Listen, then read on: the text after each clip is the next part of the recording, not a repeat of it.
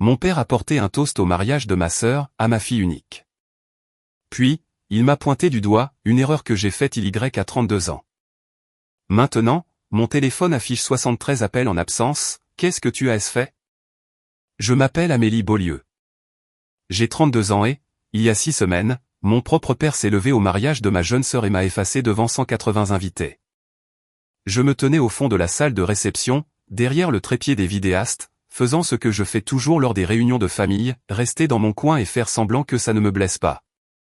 Quand mon père a pris le micro pour son discours, j'ai eu cet espoir ridicule que, pour une fois, il se souviendrait qu'il avait 2 filles. Par habitude, j'ai ouvert l'application de dictaphone de mon téléphone et j'ai lancé l'enregistrement. Ce réflexe, plus que toute autre chose, est la raison pour laquelle vous entendez cette histoire en ce moment. Il a tapoté son verre avec une fourchette. Il s'est adressé à ma sœur et, l'espace d'un instant, mon cœur s'est soulevé. Puis il a ri. Je devrais dire ma fille unique. Cette femme incroyable ici présente est la fierté de ma vie. Cette chose qui se tient au fond, a-t-il ajouté en faisant un vague geste dans ma direction alors que des dizaines de têtes se tournaient vers moi, ce n'est qu'une erreur que j'ai faite il y a 32 ans. Honnêtement, nous aurions dû la faire adopter quand nous en avons eu l'occasion. La salle entière a explosé. Certaines personnes ont ri parce qu'elles pensaient que c'était une blague, d'autres parce que tout le monde le faisait. Quelques personnes ont détourné le regard, gênées. Personne ne l'a arrêté. Personne ne lui a dit de s'asseoir. Je n'ai pas pleuré. Je n'ai pas crié. J'ai regardé mon père droit dans les yeux, puis j'ai lentement balayé du regard les visages de ceux qui venaient d'assister à mon exécution publique et qui avaient décidé que c'était un divertissement. Ensuite, je me suis retourné, j'ai traversé la salle, le hall de l'hôtel, et j'ai franchi les portes tournantes pour me retrouver sous une pluie froide et battante. Sur le trottoir, l'eau dégoulinant sur ma robe, mon téléphone enregistrant toujours dans ma main, je me suis fait une promesse. C'était la dernière fois qu'il se moquait de moi sans en subir les conséquences. Cette nuit-là, j'ai passé 4 appels téléphoniques et envoyé 2 emails qui ont tout changé. 10 semaines plus tard, mon téléphone afficherait 73 appels en absence et des messages des mêmes personnes qui avaient ri, posant tous la même question, « Qu'est-ce que tu nous as fait ?» Le lendemain matin du mariage, je me suis réveillé sur mon canapé à Lyon, portant toujours ma robe ruinée. Les bords de mes yeux étaient incrustés de mascara. Mon téléphone était posé sur ma poitrine. J'ai commencé par appuyer sur lecture pour écouter l'enregistrement. Entendre la voix de mon père à travers mes écouteurs, sans le tintement des verres et les rires polis pour la masquer, a eu l'effet d'une seconde gifle. J'ai écouté jusqu'au bout, jusqu'au moment où la salle a rugi et où mes talons ont claqué sur le sol en marbre pendant que je sortais. Ensuite, j'ai sauvegardé le fichier, je l'ai renommé épreuve-discours-mariage et je l'ai mis en sécurité sur le stockage cloud crypté que j'utilise pour mon travail. Je suis consultante en cybersécurité pour les hôpitaux.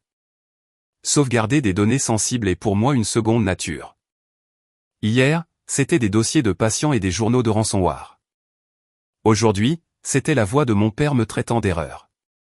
Je m'étais raconté 1000 histoires pour tenir le coup ces 32 dernières années, il est de la vieille école, c'est juste son sens de l'humour, tu réagis de manière excessive. Cependant, en réécoutant, il n'y avait aucun moyen d'atténuer la chose. Il pensait chaque mot. Et s'il était prêt à dire cela dans un micro en public, de quoi d'autre était-il capable quand personne ne regardait? Le premier appel que j'ai passé cette nuit-là, debout sous la pluie, était destiné au seul adulte de mon enfance qui avait toujours semblé discrètement horrifié par la façon dont j'étais traité, le jeune frère de mon père. Pour moi, il a toujours été l'oncle Jacques. Pour le reste du monde, il était Jacques Beaulieu, l'ancien quai fondateur de l'entreprise de mon père, qui avait pris sa retraite dans des circonstances mystérieuses 12 ans auparavant. Quand il a répondu, sa voix était endormie et inquiète. « Amélie, est-ce que tu vas bien ?» J'ai remarqué que la diffusion en direct a coupé, mais as-tu entendu ce qu'il a dit? Ma voix n'a pas tremblé. Elle est sortie glaciale. As-tu entendu le discours? Il y a eu un silence, suivi d'une lente expiration. Ton cousin m'a envoyé l'extrait, dit-il doucement. Je l'ai regardé 3 fois. Ton père a perdu la tête.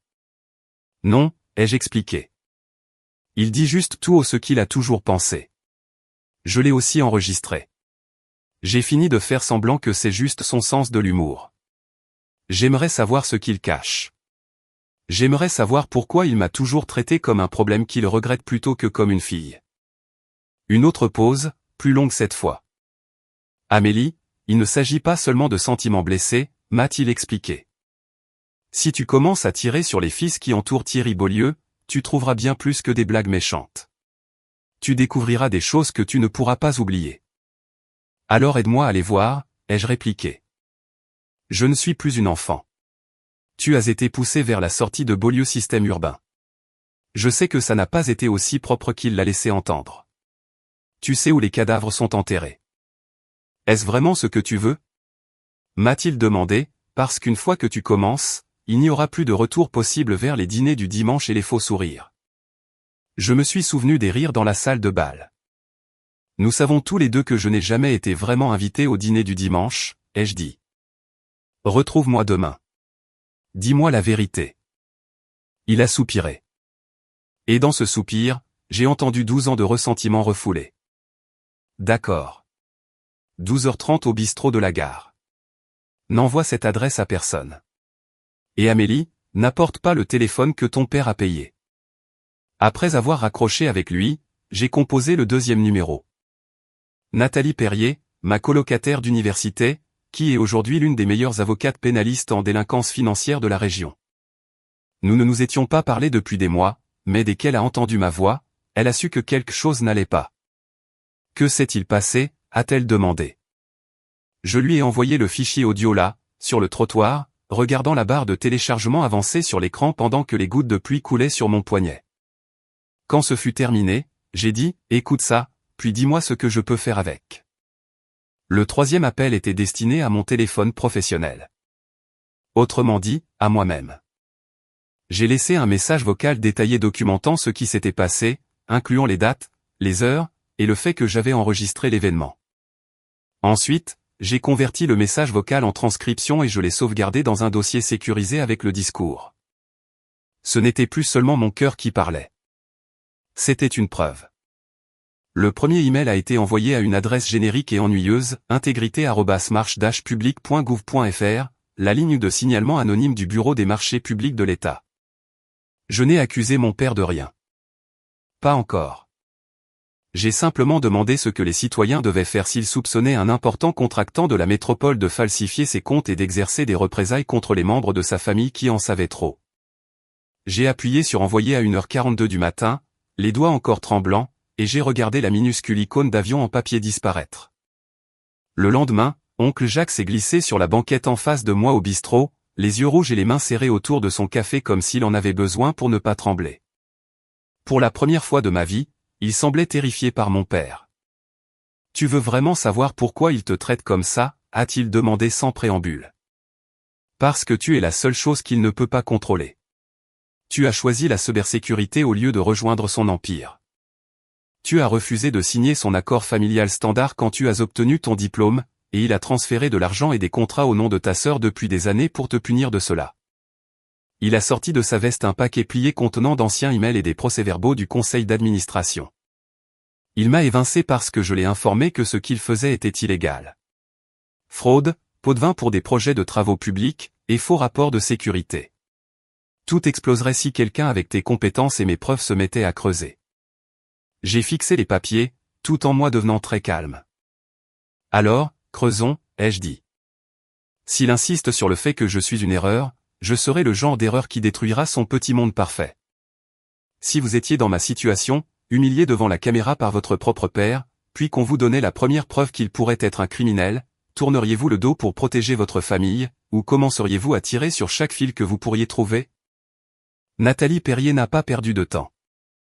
Dès l'après-midi qui a suivi la rencontre au bistrot, nous étions assises dans une salle de conférence exiguë de son cabinet, le genre de salle sans fenêtre avec un néon grésillant qui rendait tout plus sérieux. J'avais déjà scanné les documents de l'oncle Jacques et je les lui avais envoyés via un portail sécurisé. Elle les avait lus 2 fois avant mon arrivée. D'accord, a-t-elle répondu en tapotant la pile de documents avec son stylo. Beaulieu Système Urbain est dirigé par ton père, Thierry Beaulieu. Ils ont des contrats publics avec la métropole depuis 18 ans, feux de circulation, carrefours intelligents et systèmes de stationnement. Ces procès-verbaux montrent qu'il a poussé son propre frère vers la sortie juste avant le plus gros contrat de l'entreprise. Elle a brandi la photocopie d'un email ressemblant à une menace, signe l'accord de séparation et ne parle pas des pratiques de facturation où tu ne travailleras plus jamais dans cette ville. Il ne plaisantait pas, m'avait murmuré l'oncle Jacques. J'ai été banni des contrats publics de la métropole depuis. Mon estomac s'est noué. J'avais grandi en entendant mon père dire qu'il subvenait aux besoins de la famille, que toutes ces nuits blanches faisaient économiser de l'argent à la ville. Maintenant, ces histoires avaient un goût de cendre. Nathalie s'est tournée vers moi. Tu travailles dans la cybersécurité pour les hôpitaux, a-t-elle dit. Tu comprends les journaux de connexion, les métadonnées, le trafic réseau. Si ton oncle a raison et que ton père pratique la double facturation ou falsifie des rapports de sécurité, il y aura des empreintes numériques partout. Sur les serveurs de messagerie, dans les brouillons PDF, dans l'historique des versions. Elle a penché la tête. Mais on fait ça dans les règles. Pas de piratage illégal. On utilise ce que tu peux obtenir légalement par le biais de la famille, les archives publiques, et ce que ton oncle possède déjà. C'est compris. J'ai hoché la tête. Compris. J'ai un peu menti. Nous avons commencé par ce qui était public. J'ai passé mes nuits après le travail à éplucher les bases de données des marchés publics de la métropole, téléchargeant chaque contrat que Beaulieu Système Urbain avait remporté au cours de la dernière décennie. J'ai comparé les calendriers des projets avec des articles de presse relatant des retards mystérieux et des pannes inexpliquées, y compris une histoire qui m'a glacé le sang, un piéton était mort à une intersection où les nouveaux feux intelligents avaient dysfonctionné. En parallèle, l'oncle Jacques a demandé son dossier d'employé et la correspondance du conseil d'administration des années précédant son licenciement, en invoquant les lois sur la protection des lanceurs d'alerte. Une partie est revenue lourdement censurée, mais Nathalie savait que ces barres noires indiquaient que quelqu'un cachait quelque chose qu'il ne devrait pas. Sur ces conseils, j'ai soumis une demande officielle d'accès aux documents administratifs pour toutes les inspections de sécurité impliquant Beaulieu Système Urbain. Des semaines ont passé. Je passais mes journées à mener des audits de sécurité dans les hôpitaux et des formations contre le hameçonnage pour les employés. Je passais mes nuits à travailler sur des tableurs et des PDF, mon dos courbé sur la table de la cuisine couverte de traces de surligneurs. En creusant davantage, un schéma a commencé à émerger. Des ordres de modification étaient signés le vendredi à 16h50, doublant le coût des projets sans justification claire. Des factures pour des services de conseil étaient émises à des sociétés écrans sans site web, tout enregistré à une boîte postale près du bureau de mon père. Les ingénieurs de la ville exprimaient régulièrement leur inquiétude face à la pression des fournisseurs pour valider rapidement les projets. Chaque fois que je reliais un point à un autre, j'entendais à nouveau sa voix, cette chose au fond n'est qu'une erreur. Un après-midi, j'ai ouvert un tableur qui affichait la répartition des parts de l'entreprise. C'est à ce moment-là que son favoritisme a dépassé le stade émotionnel pour devenir financier. Il y a 6 ans, ma sœur Chloé s'est vue attribuer une participation de 30% dans Beaulieu Système Urbain en reconnaissance de ses efforts en marketing et stratégie. Mon nom n'apparaissait nulle part. Cependant, une signature familière figurait sur une ligne intitulée « Renonciation aux réclamations futures sur les actifs familiaux ». C'était la mienne, datant de la semaine où j'avais obtenu mon diplôme universitaire. Je me souvenais du document maintenant. Il avait appelé ça un formulaire standard pour faciliter la planification de l'héritage et me l'avait poussé sous le nez lors d'un dîner de fin d'études bruyant. J'avais signé sans lire parce que j'étais débordé et que je voulais éviter une dispute. Mes mains se sont crispées sur l'imprimé jusqu'à le froisser. Ce soir-là, j'ai tout envoyé par texto à Nathalie. Il t'a manipulé pour te faire renoncer à tes droits afin de pouvoir détourner des actifs vers ta sœur, m'a-t-elle expliqué au téléphone. C'est dégoûtant, mais ça peut aussi être un moyen de pression, surtout si nous pouvons prouver un schéma de coercition et de représailles. Des représailles comme m'humilier publiquement pour s'assurer que je ne le défierai jamais, ai-je répondu. Exactement, a-t-elle rétorqué. Nous avons établi une chronologie, ma remise de diplôme, la renonciation, le départ forcé de l'oncle Jacques, le gros contrat avec la métropole, les feux défectueux, et le discours du mariage. La ligne entre la blague familiale et l'arme de destruction est devenue douloureusement claire. 2 semaines après le début de nos recherches approfondies, j'ai reçu un email de la boîte de réception pour l'intégrité des marchés publics, que j'avais contacté après le mariage. Ce n'était pas une réponse automatique type. Cela venait d'une vraie personne, Étienne Fournier, un agent de conformité, qui me demandait si j'étais disposé à parler confidentiellement de potentielles irrégularités concernant Beaulieu Système Urbain. J'ai regardé l'écran pendant un long moment. C'était ça. Le moment où mon humiliation familiale privée, mesquine et apparente entrait en collision avec la vraie loi. J'ai transféré l'email à Nathalie. Elle a appelé dans les minutes qui ont suivi. Si tu leur parles, Amélie, ce ne sera plus un simple fantasme de vengeance. Ça deviendra une affaire de lanceur d'alerte, a-t-elle précisé. Es-tu préparé à ça? Aux assignations à comparaître, aux auditions, et à devoir informer ta famille que c'était toi.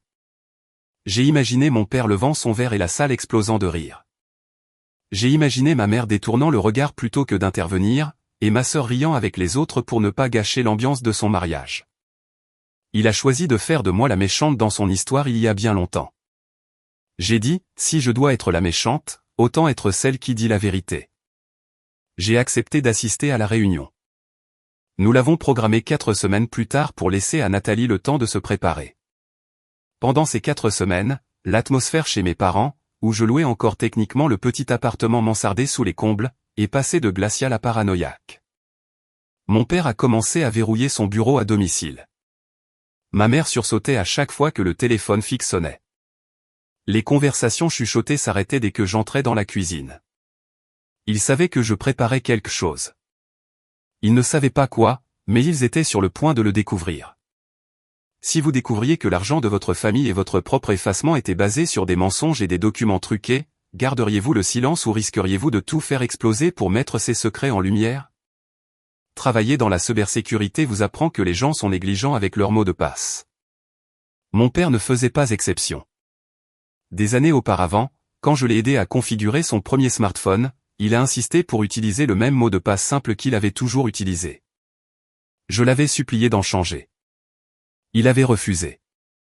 Personne ne s'intéresse aux emails d'un vieil homme, avait-il dit d'un ton sarcastique. Ce n'était pas mon client, alors j'ai laissé tomber. Maintenant, assise dans ma chambre de bonne, le visage éclairé par l'écran de mon ordinateur portable et l'enregistrement du mariage résonnant dans mes écouteurs, j'ai ouvert une fenêtre de navigation privée et saisi l'adresse de messagerie professionnelle de Beaulieu Système Urbain. J'ai hésité. L'avertissement de Nathalie concernant le respect des règles a résonné dans ma tête, mais je me suis ensuite souvenu de la renonciation que j'avais signée à 23 ans, de la façon dont il avait utilisé ma confiance comme une arme. Il ne suivait jamais les règles quand il s'agissait de me contrôler. Pourquoi continuais-je à être gentil? J'ai tapé son adresse professionnelle et son vieux mot de passe paresseux. La boîte de réception a chargé. Des centaines de messages, des négociations de contrats, des blagues transférées, et quelques notes de service à tout le personnel dans lesquelles il félicitait ma brillante fille Chloé pour sa présentation. Rien sur son erreur d'avoir eu une autre fille. Bien sûr, je ne fouinais pas pour le plaisir. J'ai établi une règle simple et silencieuse, tout email qu'il envoyait ou recevait contenant certains mots-clés tels que audit, inspection, ordre de modification, ou mon nom, serait automatiquement transféré vers un nouveau compte crypté que j'avais créé sous un pseudonyme aléatoire. Ensuite, je me suis déconnecté.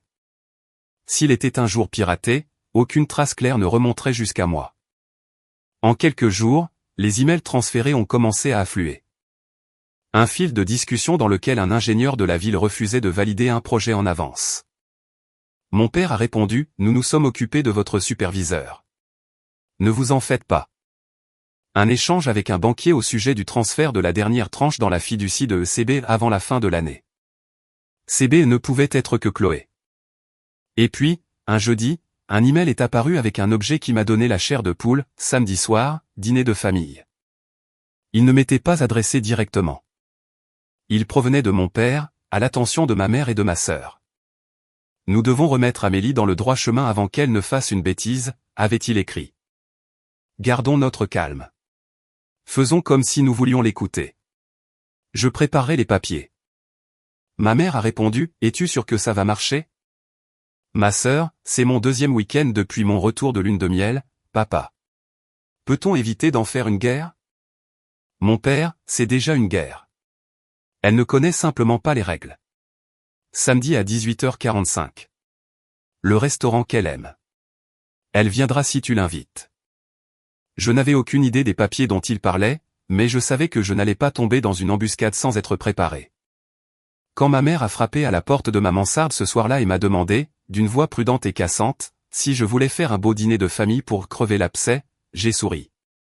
Bien sûr, ai-je répondu. J'adorerais ça. Le samedi, je suis arrivé 12 minutes en avance au restaurant, avec une clé USB compacte dans mon sac et une transcription imprimée et pliée en deux du discours de mariage. L'hôtesse m'a conduite dans un salon privé au fond. Mes parents et ma sœur étaient déjà installés. Trois pères d'yeux m'ont regardé avec divers degrés de culpabilité, d'agacement et de peur. Mon père a dit, Amélie, se levant juste assez pour paraître poli. Tu es présentable.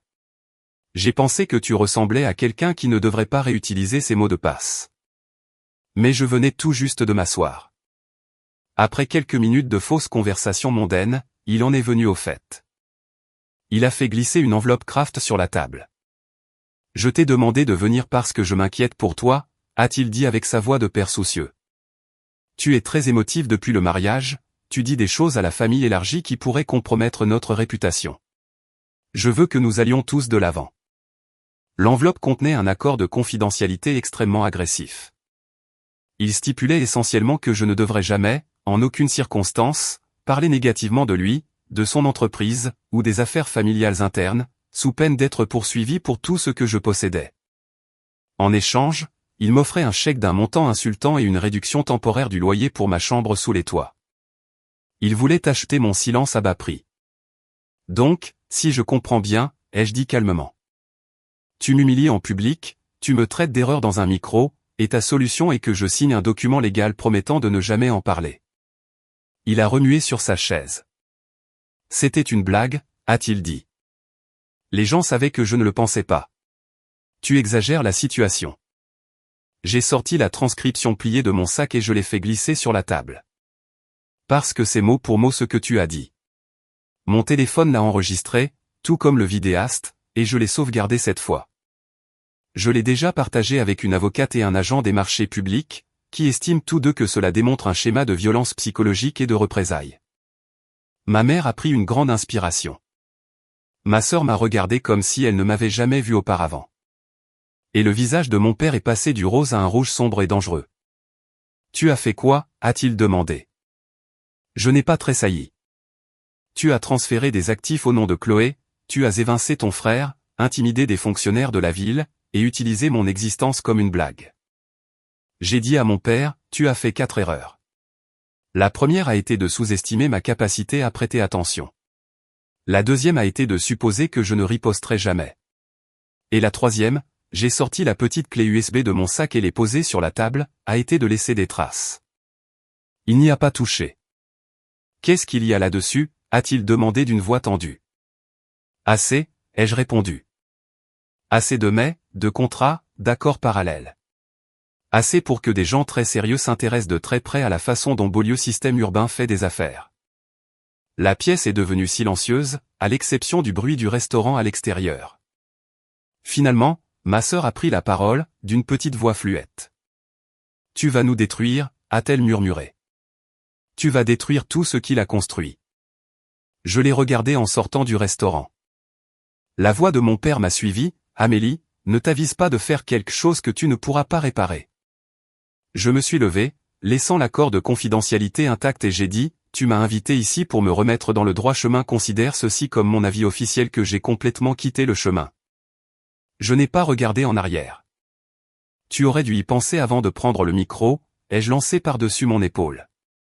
Si votre famille vous asseyait à une table, vous souriez et vous tendez un accord de confidentialité pour vous faire taire, signeriez-vous pour préserver la paix, ou partiriez-vous en leur faisant peur de ce que vous pourriez faire ensuite? Les retombées du dîner de famille sont arrivées rapidement. Mon père a complètement cessé de communiquer avec moi. Les textos de ma mère sont devenus des messages secs et neutres concernant le courrier et les factures. Mais c'est ma sœur, Chloé Beaulieu, qui m'a surprise. 3 jours après le dîner, elle a appelé et m'a demandé, peut-on parler, a-t-elle demandé d'une petite voix. Nous nous sommes retrouvés, non pas dans un café comme dans un film cliché, mais à la salle d'escalade où je vais habituellement pour me vider la tête.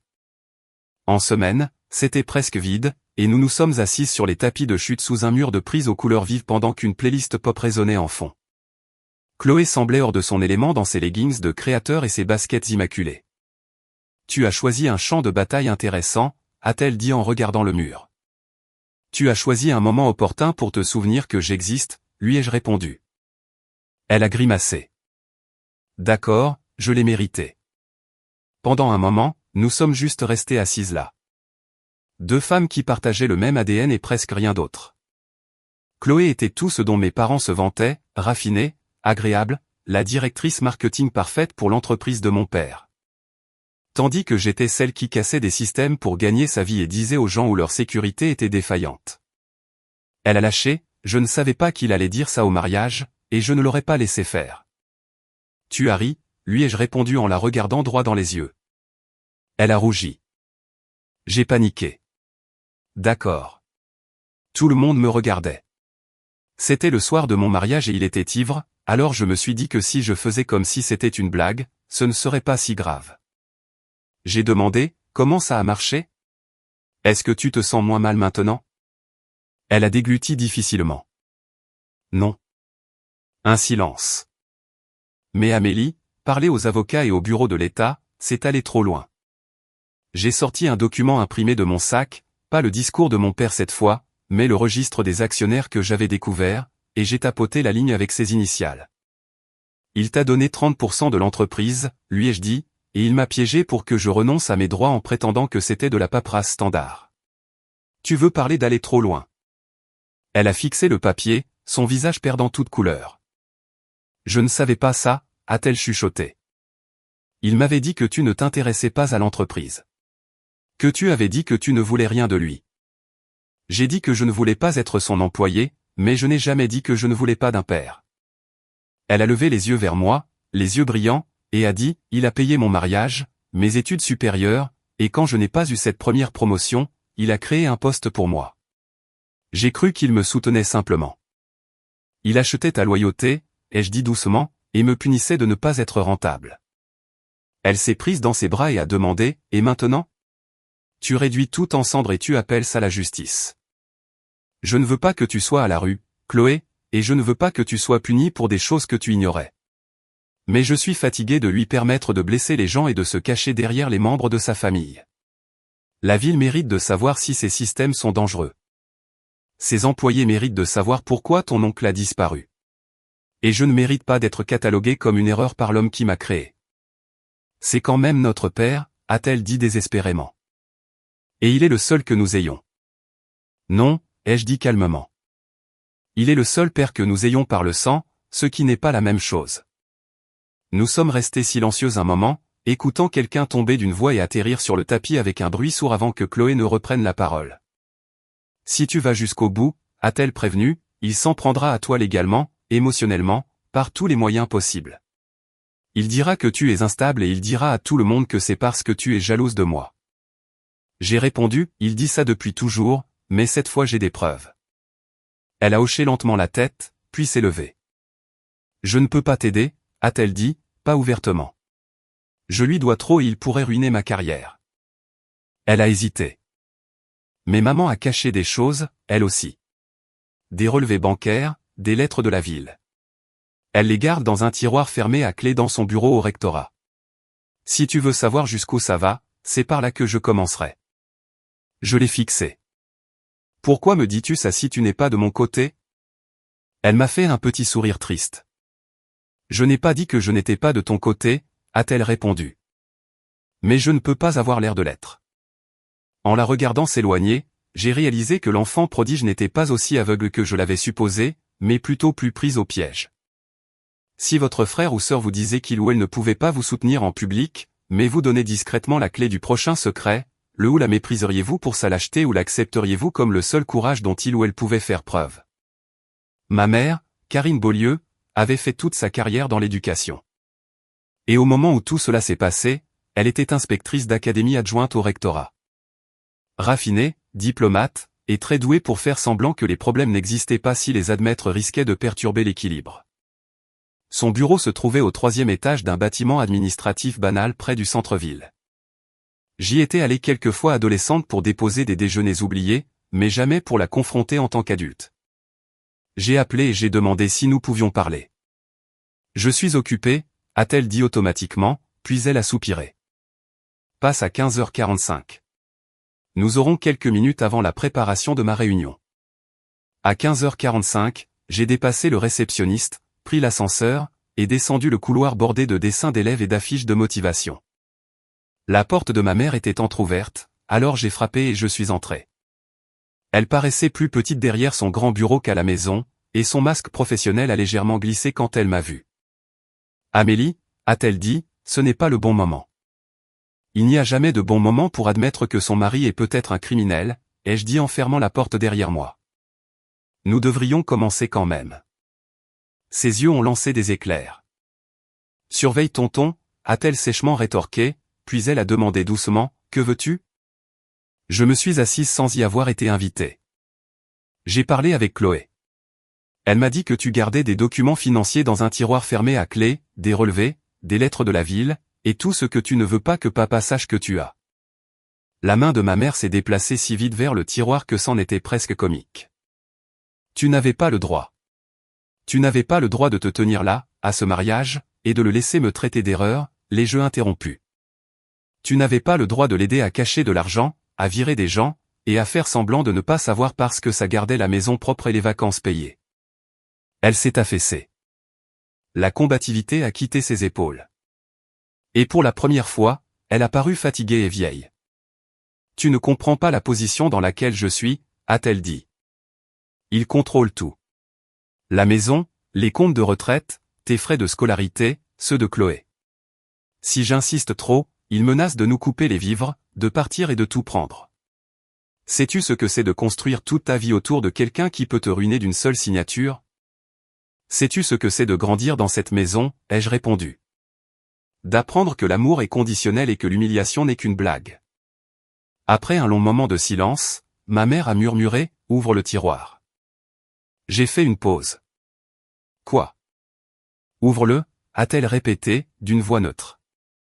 Si tu vas tout détruire, autant que tu vois tout le gâchis. J'ai contourné le bureau. Elle a déverrouillé le tiroir avec une petite clé argentée et l'a fait glisser.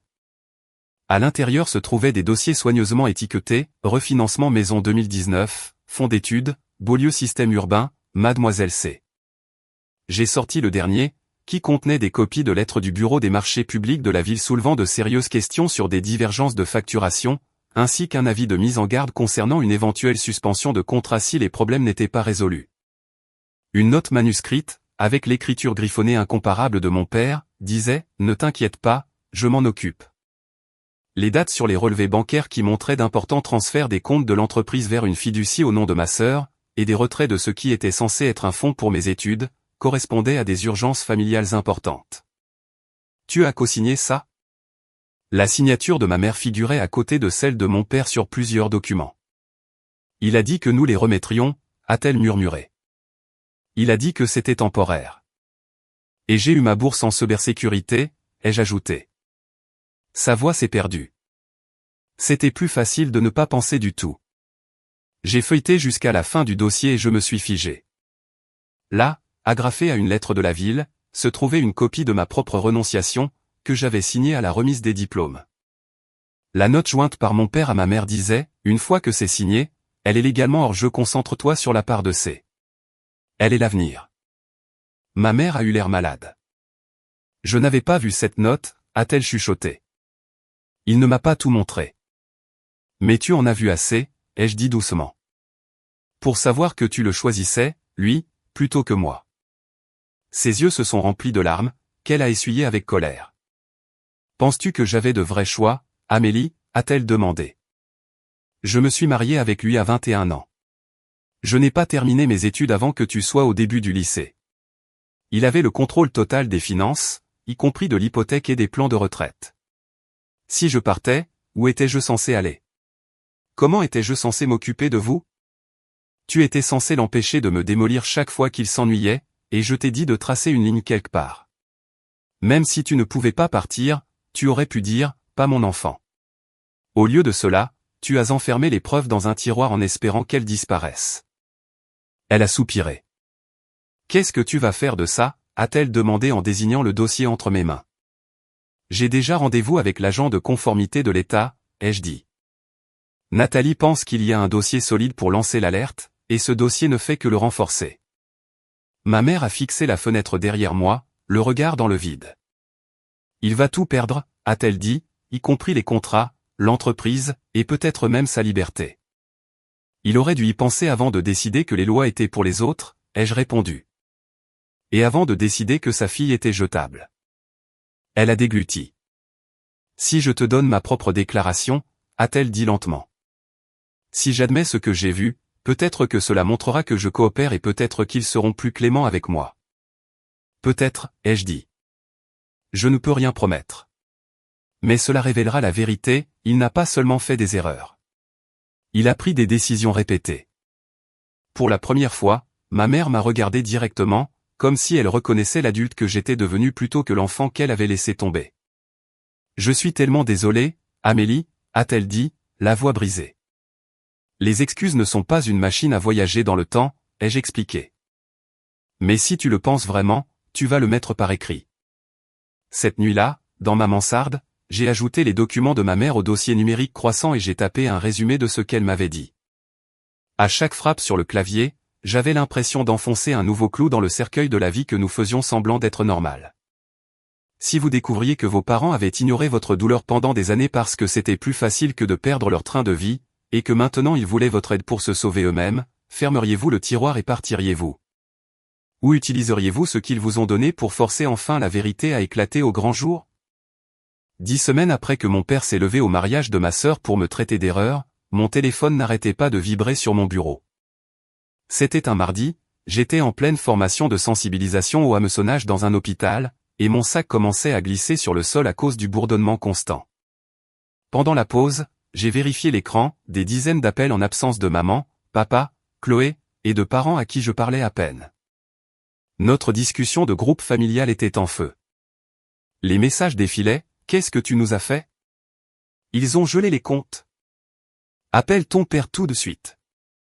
Une alerte info est apparue indiquant que la métropole avait suspendu ses contrats avec Beaulieu Système Urbain dans l'attente d'une enquête pour fraude, et elle incluait une photo de mon père en costume, la mâchoire serrée, entrant dans les bureaux du procureur de la République. La réunion discrète de lanceurs d'alerte que j'avais eue des semaines auparavant, avec Nathalie à mes côtés et Étienne Fournier de l'autre côté de la table, s'était transformée en une véritable tempête.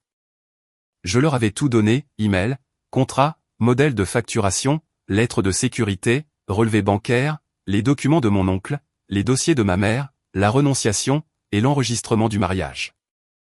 Ils n'avaient rien promis, disant juste « nous allons enquêter ». Clairement, ils l'avaient fait. Dans la cage d'escalier, j'ai écouté ma messagerie vocale.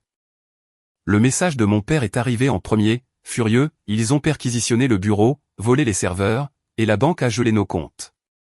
Tu as détruit ta propre famille parce que tu ne supportais pas une blague. Supprimé. Ma mère était en larmes, me suppliant de dire aux enquêteurs que je l'avais forcé à ouvrir ce tiroir. La voix de Chloé tremblait alors qu'elle parlait de sa fiducie gelée, de l'acompte de son appartement bloqué, et des journalistes qui appelaient son bureau, je sais que tu leur as parlé. S'il te plaît, rappelle-moi. J'ai besoin de comprendre. J'ai simplement tenu le téléphone et respiré. C'était le prix à payer pour avoir démêlé tous les fils. Mon père a demandé une réunion par l'intermédiaire de ses conseillers et nous nous sommes retrouvés dans une petite salle de conférence au cabinet de son avocat, lui et son conseil d'un côté, Nathalie et moi de l'autre. Il paraissait plus vieux, les contours de son assurance s'effritant. Tu as fait ça? Tu as transformé un différend familial en une affaire pénale, a-t-il dit. Je l'ai regardé dans les yeux et j'ai dit, il ne s'agit pas de sentiments blessés. Il s'agit de fraude, de corruption, de falsification de rapports de sécurité, et d'utilisation de la famille comme couverture. Le discours a juste rendu plus facile pour moi d'arrêter de faire semblant. Il a essayé de me faire culpabiliser concernant la situation de ma mère, la fiducie gelée de ma sœur, et l'effondrement de l'entreprise. Dans toutes les histoires que je raconterai, tu seras la fille ingrate qui nous a trahis. J'ai haussé les épaules. Tu as toujours raconté une version déformée de moi, mais maintenant j'ai ma propre histoire, et j'ai des preuves. À la fin, il a accepté un accord avec le procureur dans le cadre d'un plaidé coupable. Les charges étaient lourdes, fraude, corruption et falsification de rapports de sécurité. Il a été condamné à une peine de prison, mais pour moins d'années que ce qu'il risquait. Beaulieu Système Urbain a perdu ses contrats avec la ville, alors oncle Jacques a négocié le rachat d'une petite partie saine de l'entreprise sous stricte surveillance. Ma mère a pleinement coopéré, évitant les poursuites, mais a dû démissionner discrètement de son poste au rectorat et déménager dans un logement plus petit. Chloé est entrée dans ma salle d'escalade vêtue d'un vieux t-shirt et de chaussons de location, en disant « J'ai lu les rapports, tous, et tu avais raison ». Elle a commencé une thérapie, essayant enfin de comprendre pourquoi elle était restée silencieuse pendant si longtemps. Elle a perdu son appartement et une grande partie de son filet de sécurité financier. Je n'avais pas besoin d'avoir raison, lui ai-je répondu. J'avais besoin qu'on me croie. Ce n'était pas un pardon, mais c'était mieux que le silence dans lequel j'ai grandi. J'ai déménagé de ma chambre de bonne pour m'installer dans un petit appartement, beaucoup plus lumineux et sans fantômes. J'ai gardé mon travail en cybersécurité dans les hôpitaux, mais j'ai commencé à aider, en parallèle, d'autres lanceurs d'alerte à sécuriser leurs preuves numériques. Les gens demandent parfois si je regrette, si je ferai marche arrière et garderai la bouche fermée pour maintenir la famille unie. Et voici la vérité, je ne repasse plus jamais son discours en entier, parce qu'il n'occupe plus ce genre de place dans ma vie. L'enregistrement du mariage est devenu un court extrait diffusé lors de formations pour montrer comment la violence psychologique et la délinquance financière coexistent fréquemment sous le même toit. La peur, le favoritisme et l'argent ont maintenu ma famille séparée. Lancer l'alerte n'a pas brisé quelque chose de sain. Cela a plutôt fait voler en éclats une illusion. Le respect, qui aurait pu faire de nous une famille, manquait bien avant que les enquêteurs ne s'en mêlent. L'estime de soi a été la première famille que j'ai choisie.